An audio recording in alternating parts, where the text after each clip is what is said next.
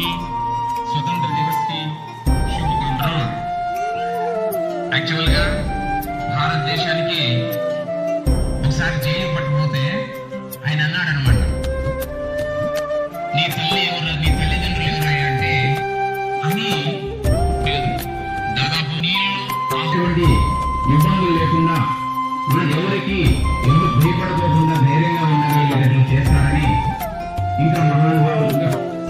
Okay, మన స్వతంత్ర సమరదే ఇంకొక చెట్టు మొలుస్తుంది అని చెప్తాడనమాట. చెప్పిన తర్వాత అతనికి ఆ చిన్న కూడా కొంత బాగా డబ్బులున్న వాళ్ళకి కొట్టడం అనేది మనకి లేదు. ప్రభుత్వం ఖచ్చితంగా జైల్లోకి వేస్తారు టీచర్లు కూడా అని.